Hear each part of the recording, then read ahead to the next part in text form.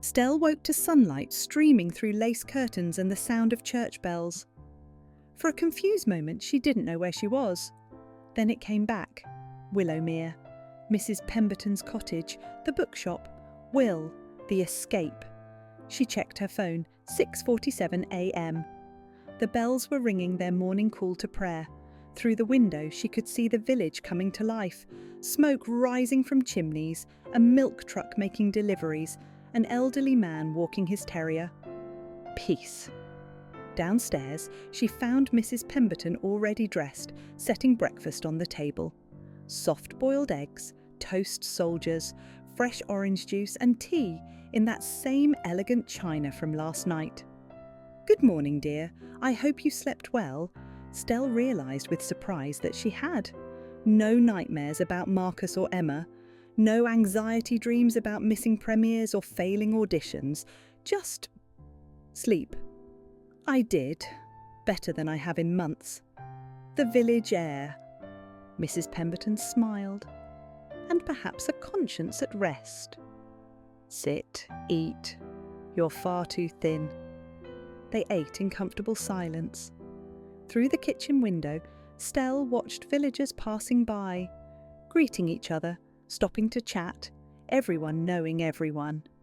It was so different from LA, where you could live in a building for years and never know your neighbour's name. "Mrs. Pemberton, can I ask you something?" "Of course, dear. Yesterday, when you offered me your spare room, you recognised me, didn't you?" The older woman paused, teacup halfway to her lips. Then she smiled gently. "I did." "I've seen your films. You're quite talented. Then why didn't you say anything? Why didn't you, I don't know, ask for a selfie or tell the whole village or—" "Because I saw a young woman who needed help, not a celebrity who needed attention." Mrs. Pemberton set down her cup.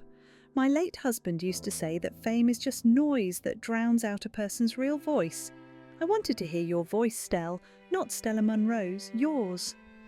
Stelle felt tears prick her eyes. "Thank you." "You're welcome.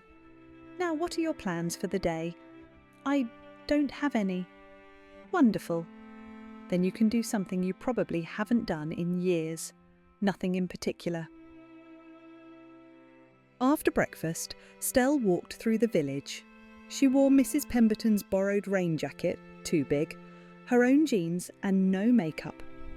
Her hair was pulled back in a simple ponytail. She looked, she realised, completely ordinary. And it was wonderful. The village in morning light was even more beautiful than yesterday. The cobblestone streets glistened from last night's rain. Flower boxes overflowed with late autumn blooms. Chrysanthemums, asters, pansies. The air smelled like wood smoke and baking bread. She passed the village bakery, Fletcher's Bakery established, 1923, where a warm, flower-dusted woman waved at her through the window. Stelle waved back, surprised. She passed the village pub, the Shepherd's Rest, with its hanging sign showing a shepherd with a crook and sheep. Closed now, but inviting. She passed the village green, where children were playing football, their shouts and laughter echoing off the old stone cottages. And everywhere, the church. Grace Presbyterian Church sat at the village heart, its grey stone bell tower visible from every angle, a constant quiet presence. Stelle found herself drawn toward it. The church grounds were beautiful, ancient yew trees, a well-kept cemetery with headstones dating back centuries, a small garden with a bench. She sat on the bench, just looking. The church door was open. She could hear someone inside playing the organ. Mrs. Pemberton, she realised. The music was hymnal, traditional, beautiful, not like the loud contemporary worship she'd experienced at that one Hollywood megachurch she'd visited for a charity event. This was different, older, deeper. She didn't go inside, not yet, but she sat and listened for 20 minutes and something in her chest loosened. At 9 o'clock, she found herself back at Hartley Son Books. The shop was just opening. Through the window she could see Will unlocking the register, turning on the brass lamps, arranging a display of new arrivals. He moved with quiet efficiency, someone who knew every inch of his space. She pushed open the door. The bell chimed. Will looked up. His face brightened. "Stelle, good morning." "Good morning." She felt suddenly shy. "I hope it's okay that I'm here. I wasn't sure if..." "It's absolutely okay. You're welcome any time." He gestured around. "Though I should warn you, it's not very exciting. Mostly just me, books, and the occasional customer." "That sounds perfect, actually." "Tea?" She smiled. "Always." They fell into an easy routine. Will made tea in the back room. She could hear the kettle whistling, cups clinking. She browsed the shelves, running her fingers along spines, reading titles, poetry, philosophy, theology, history, novels from every era, children's books, gardening guides, cookbooks, everything organised with a logic she couldn't quite discern, but Will clearly understood. She pulled down a volume of Mary Oliver poems and settled into the window seat, the same spot she'd noticed yesterday. Will brought her tea. That was Catherine's favourite spot.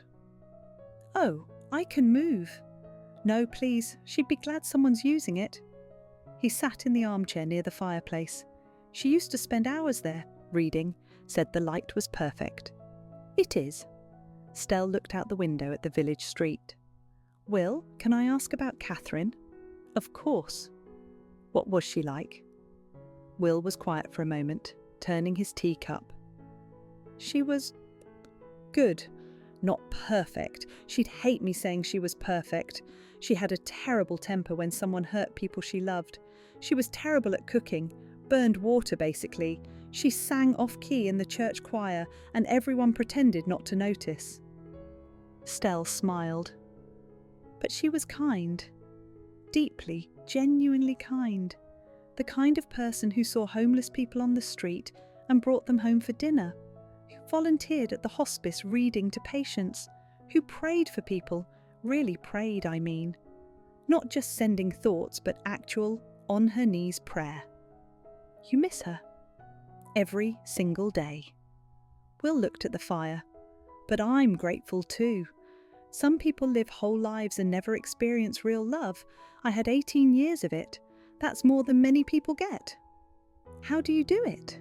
"Keep going." "Some days I don't. Some days I just exist. Go through the motions.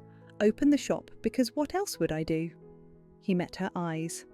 "But then someone like you walks in, soaking wet and lost, and I remember that life still happens. People still need help. There's still purpose, even in grief."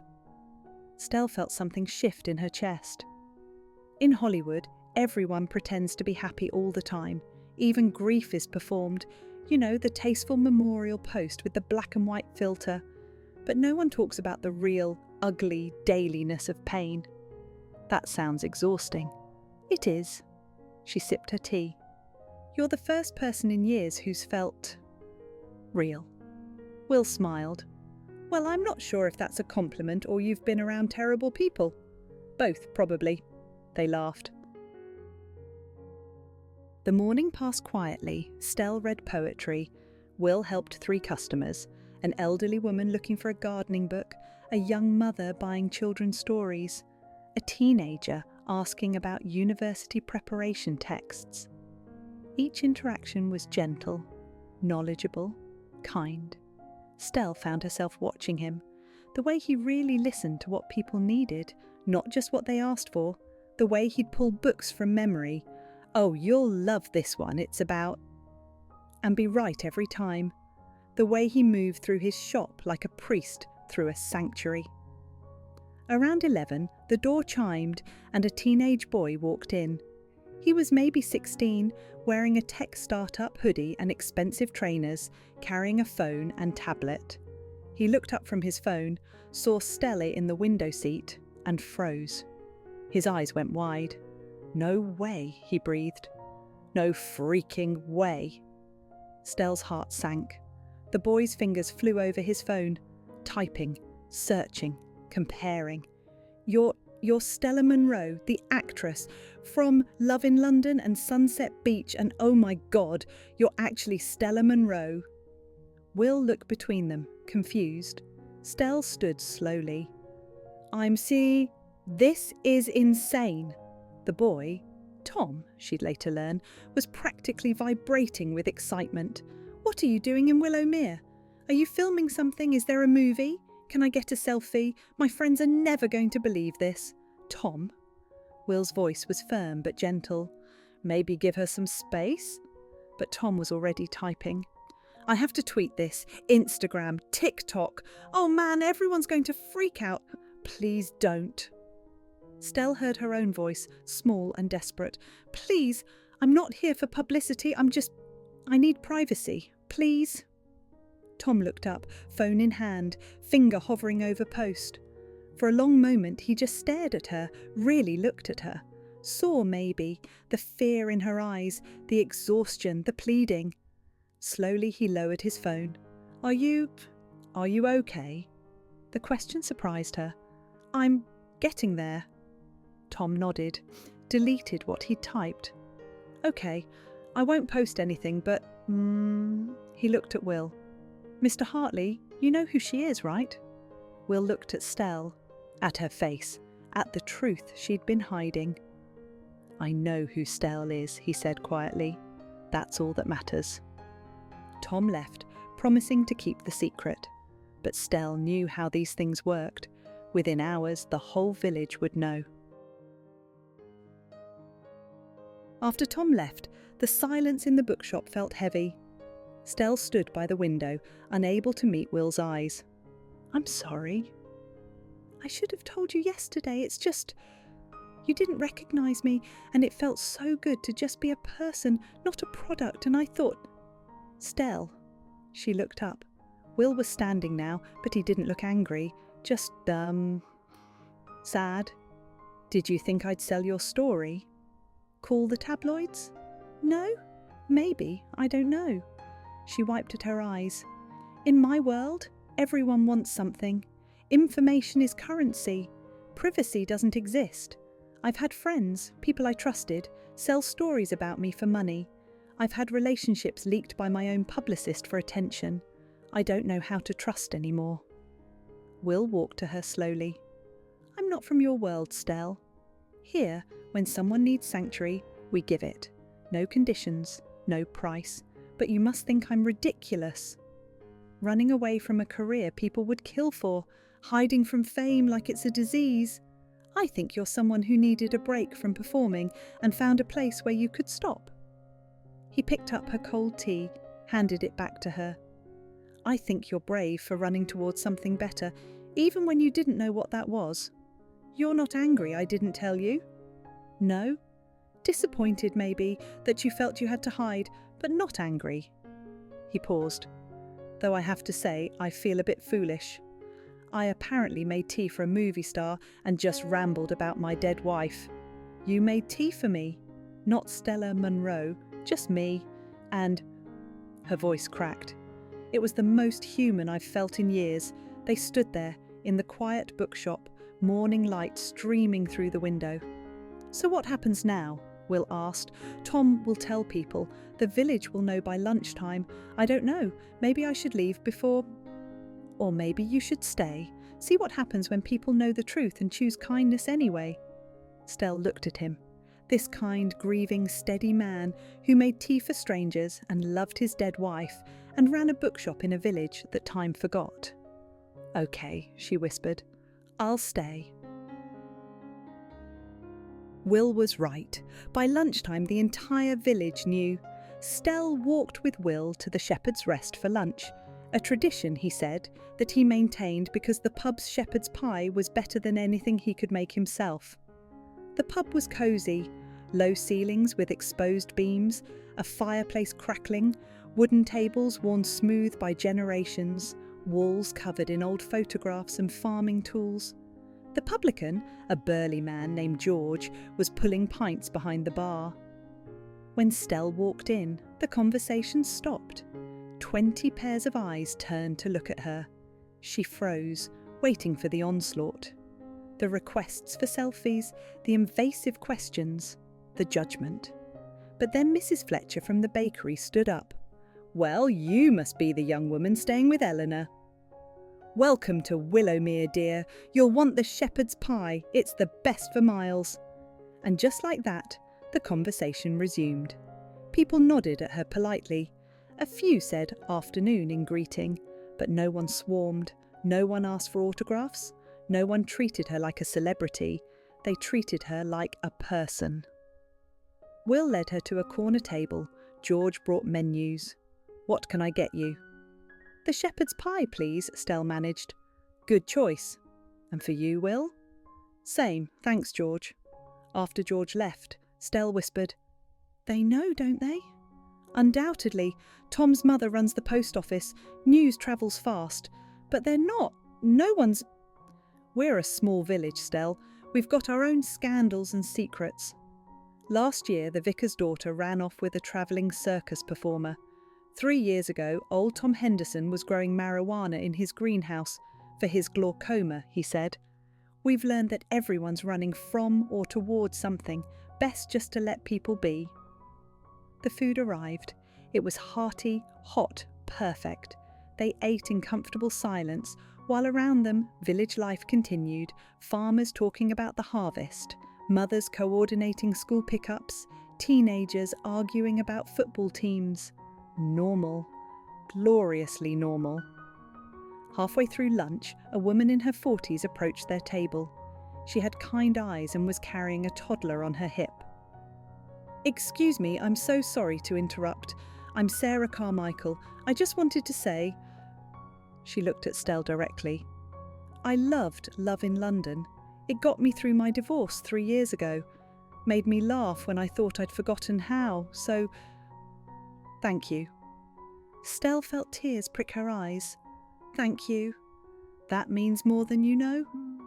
Sarah smiled, nodded at Will, and left. See, Will said gently, not all attention is invasive. Sometimes it's just humans connecting with humans. After lunch, they walked through the village. Will showed her the landmarks, the village hall where councils met and tea dances were held, the tiny library housed in a converted cottage, the war memorial with names dating back to 1914, the village shop where you could buy anything from milk to mousetraps. And everywhere people greeted them, not making a fuss, just acknowledging her presence. Afternoon? Lovely day. Welcome. By late afternoon, they ended up at the cemetery beside Grace Presbyterian Church. I come here most days, Will admitted. Helps me feel close to her. They walked through the old headstones.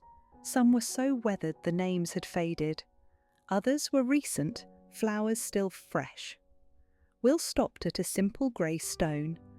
Catherine Mary Hartley, 1987 to 2022. Beloved wife, daughter, friend. Well done, good and faithful servant.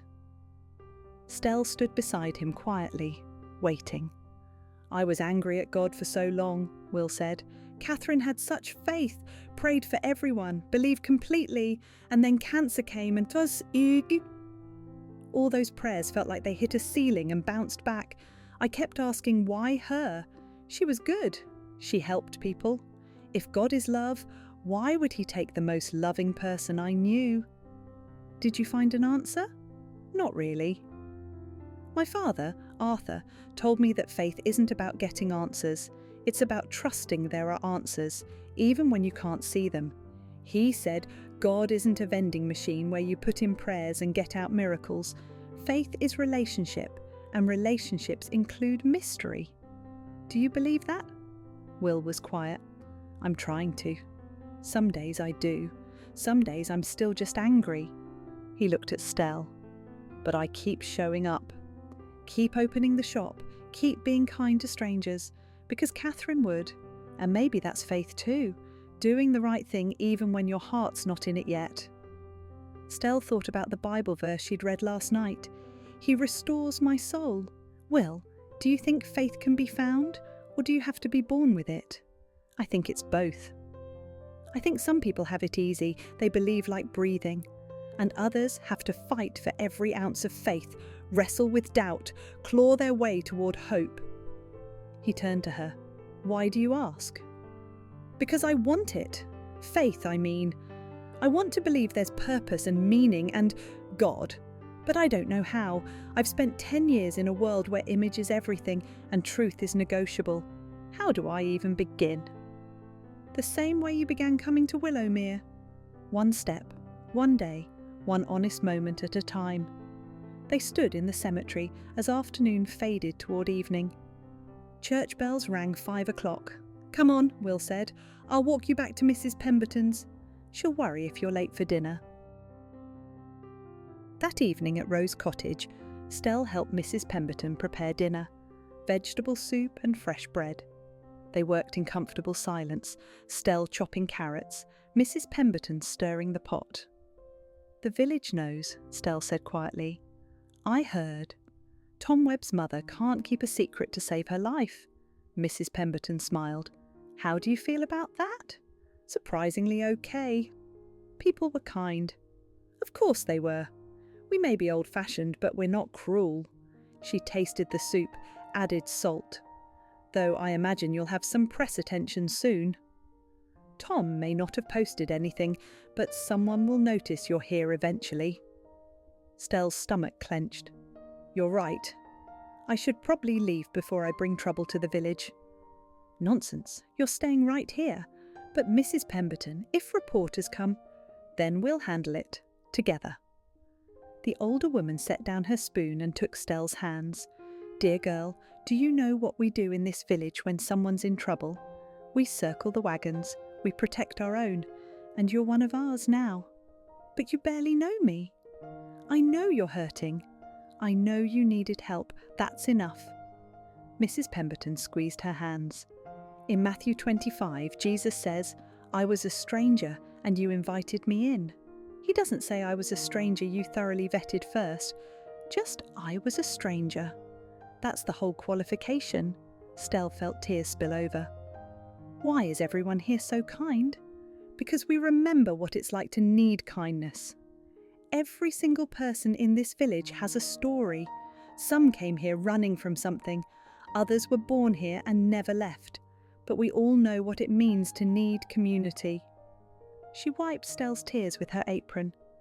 You're safe here, Stelle. For as long as you need. They ate dinner.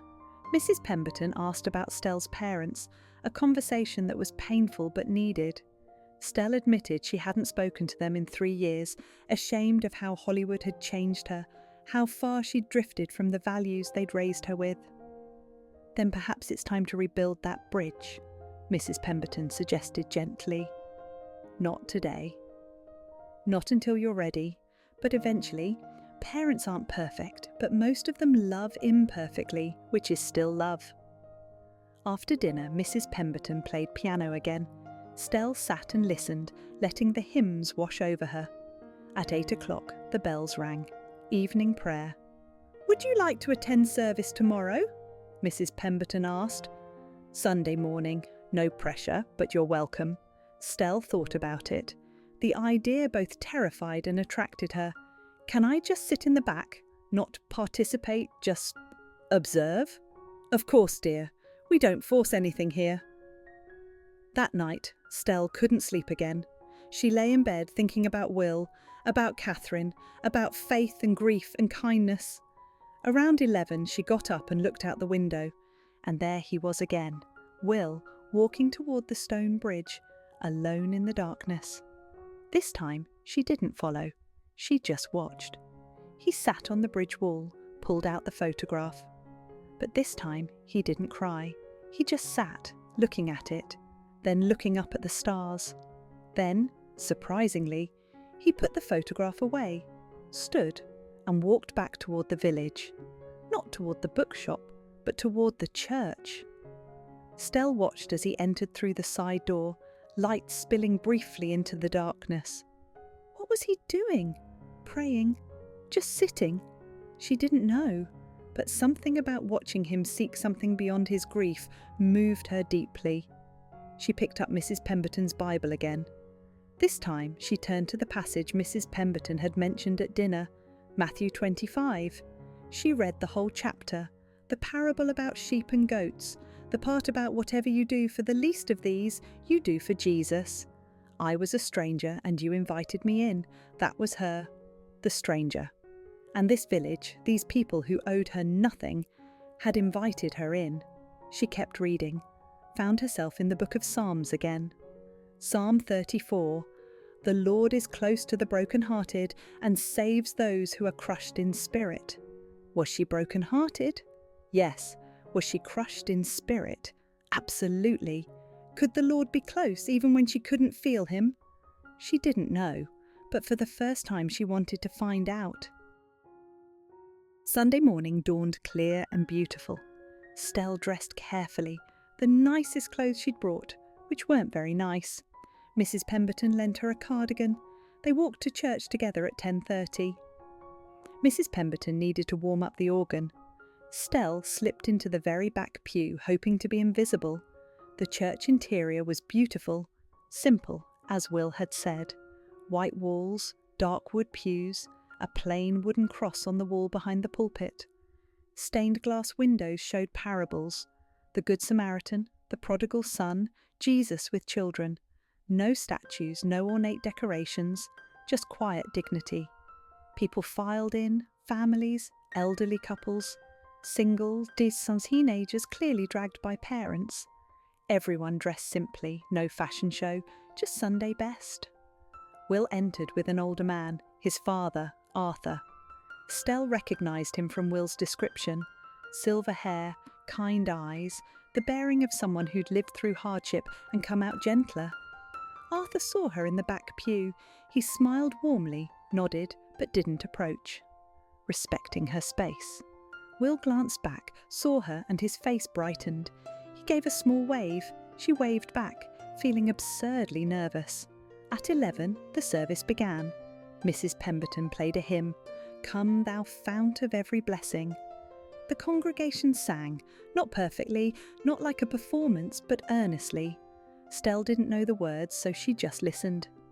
The pastor, an older man with grey beard and gentle demeanour, welcomed everyone, read scripture, prayed simply and honestly. Then came the sermon. Today we're in Luke 15, Pastor Thomas said, the parable of the lost sheep. A shepherd has 100 sheep, loses one, leaves the 99 to search for the one. Now, we often focus on the lost sheep, but I want us to think about the 99. They were safe, they were fine, but the shepherd still left them, risked the whole flock to find the one who'd wandered away. He paused. What kind of love is that? Reckless love, extravagant love, love that doesn't make economic sense. The rational choice is to protect the 99, write off the one. But God isn't rational about love. He pursues, he searches, he doesn't give up. Stelle felt something crack open in her chest. Maybe some of you feel like that lost sheep today. You've wandered far, made mistakes, lost your way. The world tells you you're not worth pursuing, you've written yourself off. But the shepherd hasn't. He's looking for you. He will leave everything to bring you home. Tears streamed down Stelle's face. And when he finds you, and he will, there's more joy in heaven over you than over all the ones who never wandered. Because you matter. Your story matters. You are worth pursuing. The pastor bowed his head. Let's pray. Stelle bowed her head too, and for the first time in her adult life, she prayed, really prayed, not performing, not reciting memorized words, just honest, broken, desperate. God, if you're real, if you're really pursuing me, I'm here, I'm so lost, please find me. After service, Stelle slipped out before anyone could speak to her. She walked fast, back to Rose Cottage, emotions overwhelming her. But halfway there, someone called her name. Stelle, wait! She turned.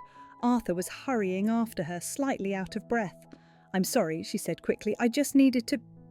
No apologies needed. Arthur smiled. I just wanted to introduce myself properly.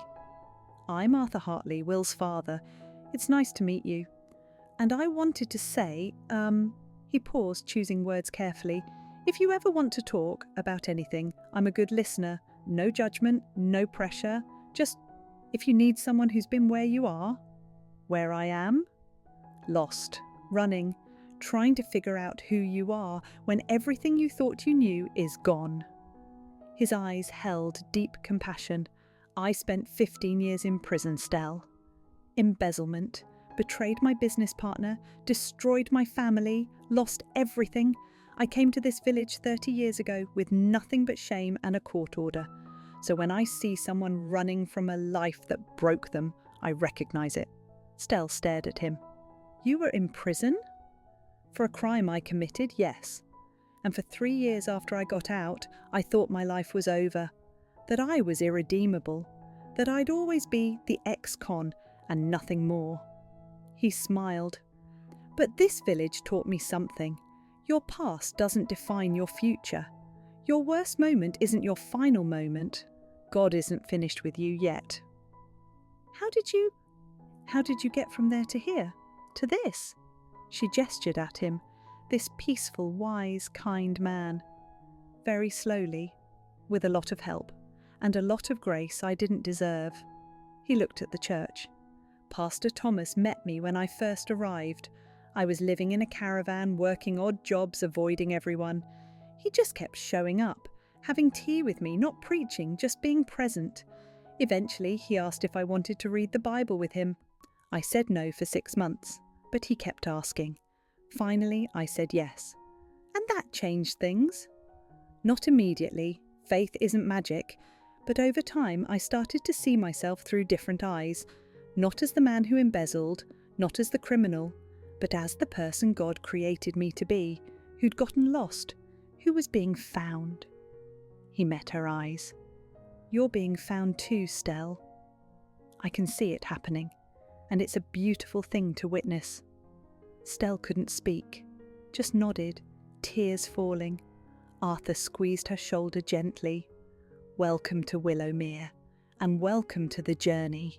He walked away, leaving her standing on the cobblestone street, completely undone. That afternoon, Stelle was back at the bookshop. It was closed on Sundays, but Will had given her a key. Come and go as you like, he'd said. Consider it your sanctuary too. She sat in the window seat with Mary Oliver's poems, but she wasn't reading, just thinking. The door chimed. Will entered, carrying 2 takeaway cups from the bakery.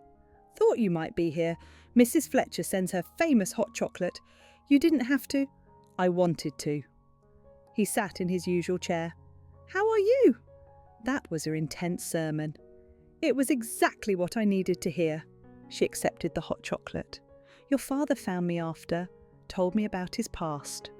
Ah, the prison story? Why didn't you tell me? Not my story to tell, but also, Will sipped his drink, because I wanted you to see him as he is now, not filtered through his past. People do that with famous people, right? They think they know you because they know your history, but history isn't identity. No, it's not. She paused. Will, what your father said about God not being finished with me yet? Do you believe that? I believe it for him. I see the evidence. He's the kindest, wisest man I know. I believe it for other people. He looked at the fire. For myself, I'm still figuring it out. The whole God's plan thing felt like a cruel joke when Catherine died. But... He met her eyes. Meeting you is making me reconsider. Maybe God isn't finished with me either. Maybe there's more to my story than grief. Something passed between them. Recognition. Possibility. Will, can I tell you something? Anything. I prayed today, in church, for the first time in maybe 15 years. I didn't know what to say, so I just asked God to find me. She laughed shakily. Is that how it works? Do you just ask? That's exactly how it works. Jesus said, seek and you will find. Seeking is the whole point. The journey is the point. They sat in comfortable silence, drinking hot chocolate, watching the autumn light fade. Stelle, what happens now? With your life, I mean. You can't hide here forever. I know. Eventually I'll have to face things. My agent, my contracts, Marcus and Emma, my parents, she sighed. But not yet. Is it okay if I just be here for a while longer? Figure out who Stelle is before I deal with Stella Monroe? It's more than okay. Stay as long as you need. 3 days passed in quiet routine. Stelle woke to church bells, had breakfast with Mrs. Pemberton, walked through the village, spent hours at the bookshop, reading, talking with Will, helping with customers. Attended Wednesday evening Bible study at the church, where a small group studied the Book of John. She didn't participate much, just listened, but everyone welcomed her warmly. She was learning the rhythms of village life: the milk delivery at dawn, the post van at 10, the school children's lunch break at noon, running wild through the village green, the afternoon tea, taken seriously by everyone over 60, the evening bells calling people home. She was learning the people too. George the publican, who'd lost his wife young and never remarried. Sarah Carmichael, the single mother who worked 3 jobs to support her kids. Old Tom Henderson, who really was growing marijuana, but everyone pretended not to notice because he shared his tomatoes. Young Tom Webb, the tech-obsessed teenager who was teaching elderly villagers how to use smartphones. She was learning that community wasn't perfect. People gossiped. They had petty feuds. They disagreed about everything from church music to parking regulations. But they showed up for each other. When someone was sick, meals appeared. When someone needed help, hands materialized. When someone was grieving, people just sat with them. It was so different from Hollywood, where relationships were transactional and help came with invoices. And she was learning about Will, how he read theology books but struggled with doubt, how he loved poetry but thought he was too practical to write it, how he went to the Stone Bridge every night because talking to Catherine's memory helped him process his day, how he visited elderly church members who couldn't make it to service, bringing them books and tea, how he tutored Tom Webb in literature even though Tom was more interested in coding, how he quietly paid for books for families who couldn't afford them, pretending it was a damaged stock discount. She was falling for him. Not the Hollywood falling, fast and performative and based on chemistry and publicity, but the real kind, the slow kind, based on seeing someone's character and thinking, yes, this person is good. She didn't tell him. It wasn't time. She was still too broken, too much a mess. He was still too buried in grief. But she felt it growing like a seed in dark soil pushing toward light. On the 4th day, Thursday evening, Stelle was helping Will close the bookshop when her phone rang. She'd been ignoring it all week, but this time she glanced at the screen. Her mother, Diana Monroe. Stelle's finger hovered over decline. She hadn't spoken to her mother in 3 years. What could they possibly say to each other? But something, maybe the sermon about the shepherd pursuing the lost sheep, maybe Arthur's story about redemption, maybe just growth, made her answer, "Mum." "Estelle." Her mother's voice was careful, hurt, hopeful. "You answered." "I did." Silence. Then, "I saw the tabloids." "About Marcus and Emma." "I'm sorry, sweetheart." "Thanks." More silence. Will, sensing the tension, quietly moved to give her privacy. "Estelle, where are you? Your agent is frantic. The studio is threatening legal action. Everyone's looking for you." "I'm in England, a village called Willowmere." "Why?" "Because I couldn't breathe in LA. Because I was drowning. Because I needed to figure out who I am when I'm not performing." Stelle felt tears coming. "Mum, I'm so sorry." "For everything. For choosing fame over family, for not calling, for becoming someone you didn't raise me to be." Her mother's breath caught. "Oh, Estelle, I'm sorry too. Your father and we put so much pressure on you after my career ended. We needed you to succeed so badly that we forgot to let you just be our daughter. We turned you into our second chance instead of letting you be you." "Mum," "No, let me finish. When you stopped calling, we thought you were ashamed of us.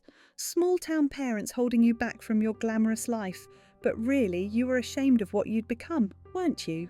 And we'd pushed you to become it. Stelle was crying openly now. I miss you. I miss Dad.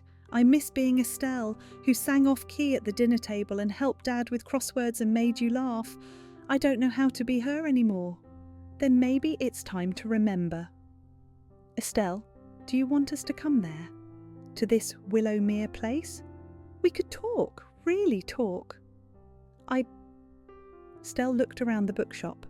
At Will, pretending not to listen but clearly caring. At this sanctuary that had held her so gently. Not yet.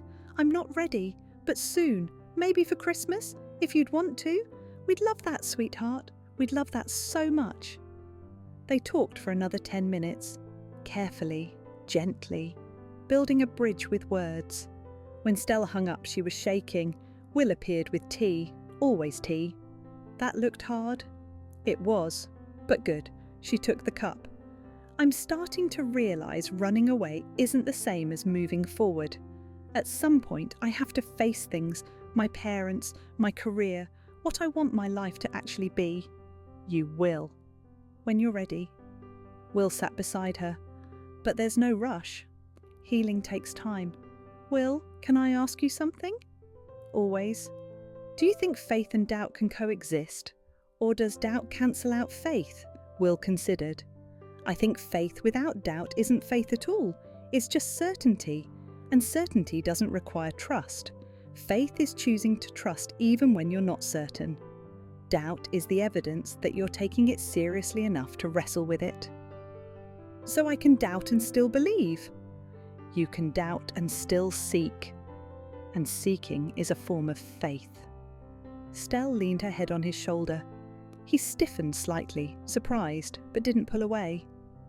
They sat like that for a long time in the quiet bookshop as evening faded to night. That night, Stelle lay in bed at Rose Cottage and opened her laptop for the first time in a week. Email, 1,247 unread messages. She scrolled through them, her agent increasingly frantic. The studio threatening lawsuits. Marcus alternating between apologetic and angry. Emma begging for forgiveness. Journalists offering money for interviews. Fans asking if she was okay. And then at the bottom, one that made her blood run cold. From victoria.hastings at thelondonchronicle.co.uk. Subject, following up, sent, 3 hours ago, Stella. I know you're in Willowmere. Small village, hard to hide. I'm in Exeter currently, just an hour away. I'd love to come visit, have a proper conversation about your family's history with my journalism. You remember my 1998 article about your mother, don't you? The plagiarism piece that ended her opera career? I'm writing a follow-up. Like mother, like daughter, the Monroe women and their relationship with truth. I can write it with or without your cooperation, but I think you prefer to tell your side. I'll be in Willowmere tomorrow morning. I've already booked a room at the Shepherd's Rest. Looking forward to our chat. Best, Victoria Hastings. Stelle's hands shook. Victoria Hastings. The journalist who'd destroyed her mother's life with a lie. The woman who'd never retracted, never apologised, never cared. And she was coming here tomorrow. To this village that had given Stelle sanctuary, to these people who'd been so kind, to expose her, to twist the story, to hurt everyone she'd come to care about. Stelle looked out the window at the peaceful village, at the church steeple lit by moonlight, at the stone bridge barely visible in the distance. She'd run here to escape her past, but the past, it seemed, had finally caught up.